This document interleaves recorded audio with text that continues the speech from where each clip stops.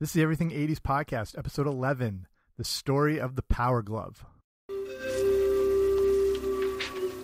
I love the Power Glove. It's so bad.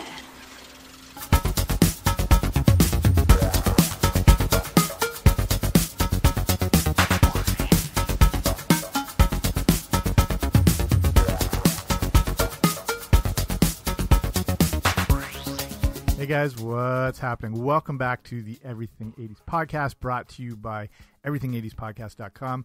I'm Jamie. Thanks for coming on out today. And we're talking about one of the kind of like underappreciated video game accessories of all time, and that is the Nintendo Power Glove.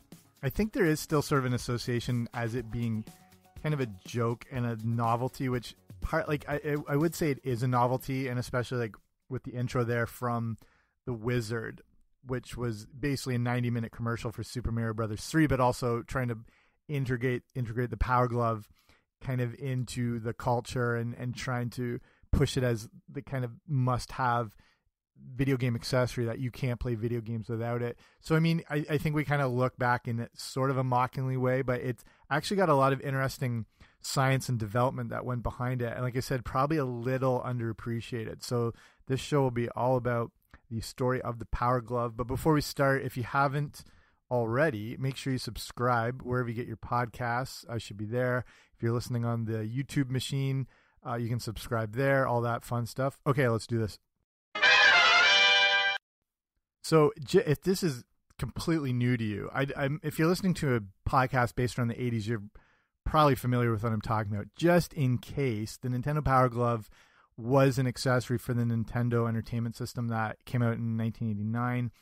It was a glove that would control, kind of look like Thanos glove. It would control the whole play of certain video games. There's a lot of hype from commercials pushing it, and like I said with the movie The Wizard, but it was hard to use, which we'll get into. It sold poorly, and it quickly disappeared. So I only got to use one once.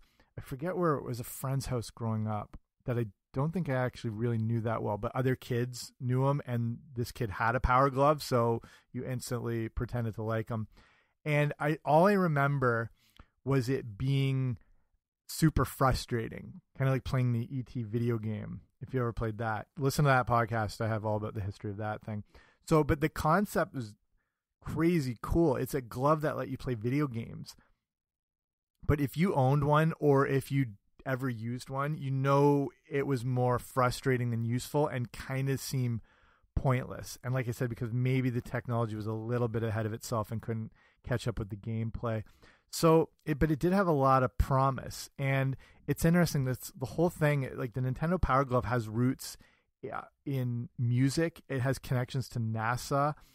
It had a very elaborate design process. And then, you know, the release blew it through the roof, and then it's become sort of a forgotten video game accessory. So the Power Glove was a product of two other companies before it became owned by Mattel and associated with Nintendo. So one was called VPL Research, and the other was Abrams Gentile Entertainment, and they were the original driving force behind the Power Glove, but it started out being called the Data Glove.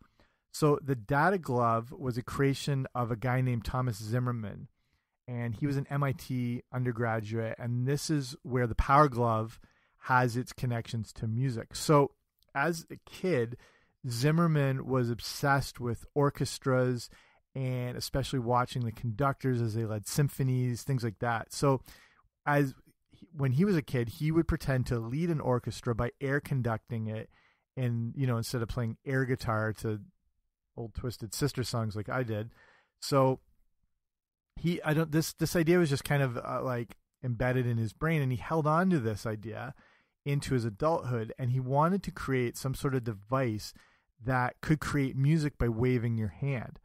So as early as 1980 is when he already came up with a prototype, and the early Power Glove was made of an old gardening glove and then some LED tubes that could indicate finger bend based on the amount of light that would pass through the tubes. So Zimmerman knows he's got a pretty good concept on his hand, but doesn't know what the application for it will be. He actually ends up working for Atari when he first moved to California. So he believed this data glove concept was a natural fit to do with anything, or for anything to do with video games. And especially considering Atari is really the only game in town, it would make sense to get involved with them. So, well, the problem is, again, I mentioned the ET video game, and if you're familiar with that, or the video game crash of 1983, when the ET video game came out in 82, it was seen as one of, some say it was directly responsible, but others say it was just sort of like the tip of the iceberg of sinking the entire company. The whole, like, the video game crash happens around 1983, which was going from $2 to $3 billion a year down to like a couple $100 million. And, you know, ET might not have been the sole cause of it. It was a lot of other factors. But basically, everything sunk, and a lot of companies didn't want anything to do with video games anymore, which seems really weird to think about when you think how powerful the video game industry and just as a culture it is. But going into like 1984, 1985, like Atari was basically broken up and sold off by 84, I believe. And so for that little period, it was just like no one wanted anything to do with video games. So before they went belly up, they were only mildly interested in the data glove, and they would offer Zimmerman $10,000 for it. It's a decent, you know, amount of money in those days, but not for something that had really tremendous possibilities. So the one good thing that came from Zimmerman working at Atari was he met a guy named Jaron Lanier. And so when the video game crash hits in 83, they're both laid off, but they went on to create this VPL research company.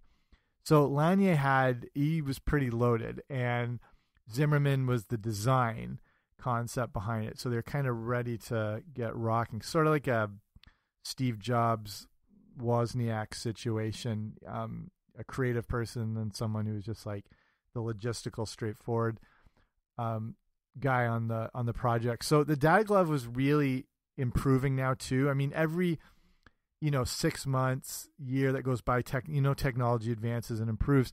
So now he's added some optical flex sensors to track the hand movements and a magnetic sensor that could detect the glove in a magnetic field. So think of this field as simply like the area from a TV to the glove in front of it, and it would be able to work in that range.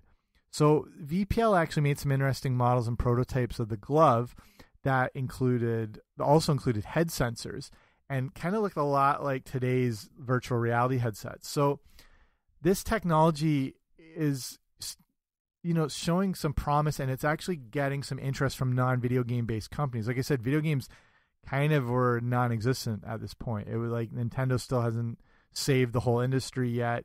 So they're kind of looking at other options. So MIT and NASA were interested in the glove for research and development, and so were a bunch of other research and development companies. So the data glove's a really hot commodity in the scientific community, but Zimmerman still had this desire to be connected to video games. So VPL signs, it's not that video games were completely gone. They were just completely sunk. They were still there, but they were maybe going to be more of a fringe sort of thing, more like a really niche kind of genre. And if you think, one of the things that is seen as responsible for sinking Atari and everything like that was actually the kind of evolution and development of the home computer, especially things like the Commodore 64, because now they were like, in the Apple and the Apple II, and the Commodore did a big thing around the same time where they just dropped their prices huge. So now more people were seeing that it was kind of practical to have a computer. And especially if you're looking from a video game aspect, these computers could play all those games, but you could do so much more with them now. So they're starting to show up in more and more houses. So video games are still in the mix. They're just in a different kind of format. So so Zimmerman's still wanting to be involved. So they signed a licensing deal with Abrams Gentile Entertainment, and called AGE, and they also wanted to be in the video game business. They didn't know how, but they finally thought they had their entry with this data glove. But they had one problem. All the technical advancements Zimmerman had made, like this thing is pretty revolutionary and it's working, but the problem is it's expensive as hell to make. And when you think of your primary target for video games, it's kids and teenagers and people with not a lot of disposable income, and no one's going to want to be shelling out a ton. So this is nuts. If you go check out the show notes for this episode, this is like the full blog. It's got all the pictures of all the original prototypes and everything like that. So it's everything80spodcast.com/11. If you're listening on YouTube, there'll be a link below, but definitely go and check it because you can see the development of this whole thing. And so it's crazy because AG has the rights to this new technology, but the material cost to make one of these gloves is $10,000. This just really restricts. I mean, I don't even know who would buy one of these things except, those people just have money to burn and want any of the best new technology. But how they're going to apply this to getting it into the kids' hands or to families is just not going to be practical, obviously, for $10,000. And this is like 83, so that's more like $30,000. So to get it available to the public, they had to get the cost under $100. And that's, an insane drop. If you look at, to make this thing work, what was required, they don't know how they're going to get this thing under $100. So AGs, they've been trying to get in the video game market for a while, and they'd already actually been making some toys for Hasbro. So they approached Hasbro about creating a whole new 3D video game system. And because they've got, it's crazy, it's the early 80s and they already had this technology. The technology is so ahead of its time, but it usually takes a couple decades before it's more applicable to the public and when the costs start to come down. And that's just the case here. So we're always a little bit behind as far as mainstream usage. So they've got this awesome video game system that's in 3D.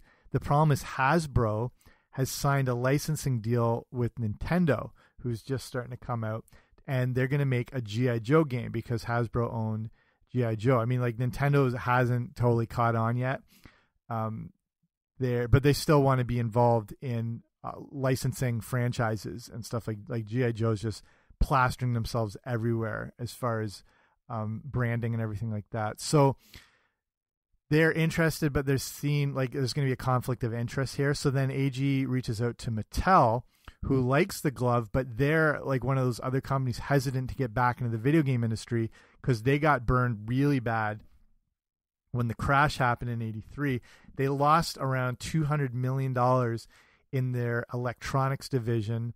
And I don't know if you remember in television, that was them. And when the industry went belly up, this whole division went. So they don't really want to touch anything. But the story goes that AG did a demo with a new prototype hooked up to a TV and with a Nintendo, and they were using Mike Tyson's Punch-Out to demonstrate it. So they brought in the CEO, and on her first shot, she knocked out. Do you remember Glass Joe in it? Not hard to knock him out. That was one of the easiest characters. But on her first punch using the thing, she knocks out Glass Joe. Right on the spot, she says they're on board with the Power Glove. So, well, actually, AG is still calling it the Data Glove at this point, and they wanted to make a whole video game system based around it, but Mattel thought it would be better to make it as an accessory to the NES. And Mattel was a great name, and they're obviously brilliant marketers and at the top of the toy industry. So you couldn't really argue against them, and especially when there might not be any interest from anyone else. So they had to kind of go with this. So this leads up to the fake CES demonstration. So, the big Consumer Electronics Show, which is obviously massive now, still was back then, but just not at the level it is, but still a very important way. It was harder to get any products in front of people because without internet or blogs or review sites or whatever. It was just hard to showcase all your stuff. So it's still very important for manufacturers and distributors and everything like that. So the CEO of Mattel, Jill Berard, who knocked Glass Joe out, she's a huge champion for the Data Glove and wanted to get it demonstrated at that year's Consumer Electronics Show. So it's still extremely important, but the problem is it's only 3 months away. So AG puts together a prototype just 1 month before the show, and they had a demo of it like ready to go. So the demo obviously blows people away, but turns out it wasn't the most legit thing in the world. They hired a child actor to pose as a random kid in the crowd, kind of like a Kearney County Fair situation. So this random actor kid, and the glove he used wasn't even hooked into an NES, but into an Amiga computer. So the kid was kind of coached on how the gameplay would go. So he's pretending to play it, even though he wasn't actually playing it.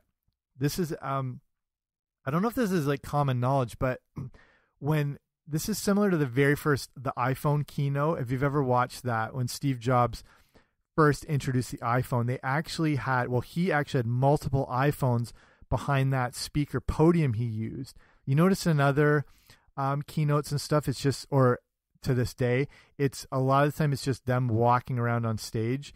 And when he introduced the iPod, it was just him on stage with it was in his pocket. On the iPhone keynote, he's got this podium, the speaker thing. And they had multiple phones behind it to use for different features and functions, as there was a worry a single one wasn't really ready yet or able to perform all those functions live. So some of those iPhones were programmed to run select features, like if he's showing pictures or mail, like how to get email and stuff. And they programmed those and designed it to make it look like he was doing it all live. They also, and you can go back and watch all this, they also hard-coded 5 full bars at the top, even though where he wasn't even close to getting a full signal. I think they were at like a bar, maybe 2, but they hard-coded in this full signal. So, I mean, this kind of always happens, and despite this, snake oil salesman approach, a bunch of retailers are all over the Data Glove, and they place orders on the spot. At the end of the show, 700,000 orders had been put in. So now they've got to put this thing together. So even though Mattel was putting out the Power Glove, AGE was responsible for actually physically putting it together and getting that price point under $100. Well, now they've got to have it only cost around, when you have the product markups to your overheads and all that stuff, it's got to cost them around $16 to $18 to make if they want to be able to sell it for $100 and make a profit on it. So they obviously now have to compromise on that original technology. So the first thing they do, they take out all the fiber optic sensors because they're crazy expensive, especially back then. Then they also had to cut out the very usable magnet sensor that was what would detect the glove in front of the screen. And that's what made the thing work so well. And that was probably the biggest sacrifice they had to make, and probably what led to the downfall of it, is taking out what was the real function of the Power Glove in this magnetic sensor. Then, again, this thing is, kind of looking, like I said, an ugly garden glove. Now they've got to design the thing. And, it's, you have to go online and just look up these old images. It's kind of like an old half Edward Scissorhands, half garden glove kind of monstrosity put together. They need to make the thing look pretty cool. So they go to a company called Image Design and Marketing, and they're the ones who came up with giving it more of this really like futuristic RoboCop type look. So they got the cost down, they give it a new look, and they showed Nintendo that it was a legit accessory that would have a very long lasting life. So this takes us to the movie The Wizard. And I loved The Wizard, starring a young Fred Savage. It told the story of a boy and his brother on a road trip to California. And the younger brother, Jimmy, is the wizard. Get it? He's a wizard at video games. And when this is discovered, the goal is to get him to Video Armageddon in California, which is a gaming tournament with a $50,000 prize. And I hope you've seen this. If you haven't, spoiler alert, Jimmy wins the tournament. So, like, I feel like me, well, maybe it's more limited to me or anyone my age around in the 80s, we're way too stupid to realize we're watching a 90-minute Nintendo commercial, but no one could give a crap. The movie to me was huge. The fact that they could debut things that we'd never heard of before, like you going into these things totally fresh. There's no real spoilers. But I still loved it. I loved it so much that I ripped off the entire storyline to write my own version of it for an English project in grade 7. And obviously the teacher had not seen it. But if they ever saw The Wizard, they know I tried to screw them over. So again, this movie's monumental for the two big reasons. The first was it was the first display of Super Mario Brothers 3, which was completely unknown about, hadn't been released yet. Like, you can just imagine the brain of a kid seeing Super Mario Brothers 3 for the first time. And if you saw the movie, you remember this. It was a good time when you could just debut things and have them be a complete surprise, which is impossible today. The other thing is it introduces the Power Glove. Again, the movie's not critically loved. I don't think it was ever intended to be, but it did its job as being a vehicle for launching the new game and the new glove, and Mario 3 went on to be one of the best-selling games of all time. And again, with this iconic debut of the Power Glove, there's no way you did not want one after seeing this. Go, again, if you haven't seen the show notes, or if you're at least on YouTube, look up the early commercials to the Power Glove. And if you're like an 11-year-old kid, there's no way you're not flipping out over that thing. So, side note, I don't remember if you remember, Tobey Maguire was actually one of the bullies in The Wizard. I did not recall that, so I was looking back on it. So another brilliant move. The Wizard comes out 10 days before Christmas, and that, with all the commercials, lead the Power Glove to becoming one of the top-selling toys of 1989. And I don't remember the movie being out that close to Christmas, but obviously that was the full intent, which is cutting it pretty close if you think about it, when a lot of people get their shopping done like 2 months before Christmas, or at least like 6 weeks out. But whatever, it worked. Problem is, it wasn't exactly a plug-and-play scenario right out of the box.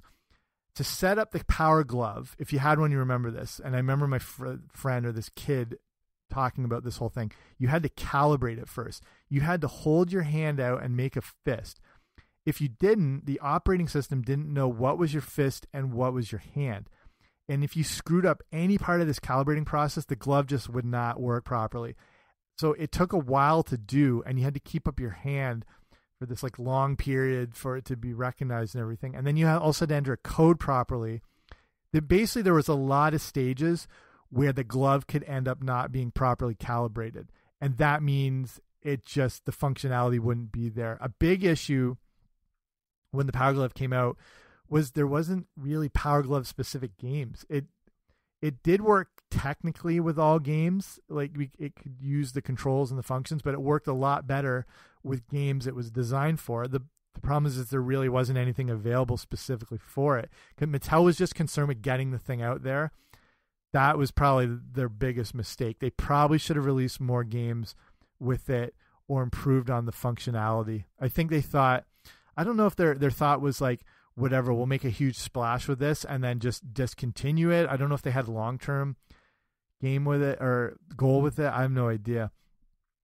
The problem is the Power Glove made games a lot more difficult, and you were just likely to put it down and pick up the regular controller, which was still like one of the most flawless controller designs ever. So, but despite that, it had strong initial sales in North America, especially in Japan, actually. Over there, it was advertised in this awesome like RoboCop campaign and whatever. But through all these different factors, it ended up selling 1.3 million units, bringing in around $100 million, which if you convert for today is around $460 million, which is crazy big for what's essentially just a toy. So I mentioned there wasn't a lot that came out with it, but a game specifically for the Power Glove that was finally brought out was called Super Glove Ball. The problem is it's amazing the short-sightedness sometimes these companies have. They didn't release it until a year after the Power Glove was introduced. So like, what the hell are you supposed to play with this thing? By now, people are starting to realize the Power Glove sucks, and word of mouth is spreading fast. It's similar to the E.T. Atari video game. Again, listen to that podcast I did. It's such an interesting story, and it's the same thing. It had huge initial sales because there was such hype. And back then, it took longer for word of mouth to spread because, again, there weren't forums and Facebook and social media and ways to kind of share that you really dislike something. But it's basically 9-year-olds on playgrounds that took down the entire video game industry in 1983, and then also would take down the Power Glove. Parents don't give a crap. Like, they're just buying whatever for the kids and kind of leaving them. It's the kids talking amongst themselves. They're like, yeah, it's not actually that good. It's got a trickle-down effect that's happening on every playground and neighborhood through North America. Give it enough time, and it works, and that's what happened in this case. So I find it interesting to think how things like this would fare today. I think, there's immediate, if you have any dissatisfaction with anything, you immediately jump online. It's the problem, like, if you look at, sorry, step too far away from the microphone. If you look at products or restaurants or reviews, if you really like something, you're less likely to go online to talk about it. It's not that we love to complain, but maybe we do a little. If you really love something, you're more likely going to tell your family and your friends and stuff like that. If you hate something, you're more likely to go online to vent to like strangers because you really don't care. And that's the thing with like, restaurants and things like that, where the reviews are going to be more kind of catered towards the people who dislike it, and it doesn't really reflect how people really enjoyed it because they tend to keep it to themselves. So I don't know, with stuff like this, I don't know if they would have like a product like the Power Glove would have sunk faster in this day and age because there was more information available to make the best of it. I don't know. It's an interesting dynamic we have now. But so, there's this quick descent of this Power Glove, but Mattel actually had plans for a Power Glove sequel called the Turbo Glove, and it was going to be a lighter glove with a keypad that you wore on your belt. And then they even had idea for 2 other future gloves past that. So, I don't know what their long-term plan with this was because they didn't even seem that focused on the first one. They were thinking too far ahead. But again, 1 year, almost exactly to the day, they had to, pardon the pun, pull the plug on the Power Glove. And that was it. So wrapping it up here, it's been 30 years since the Power Glove came out. And like I said, it really did have a lot of promise. It's an amazing idea, actually had some functionality, and it looked cool as hell.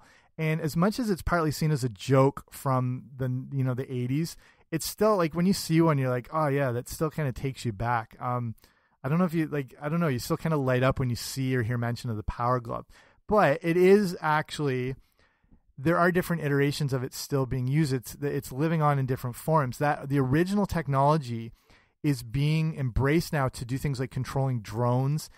They can create music with it. You can even do stop animation.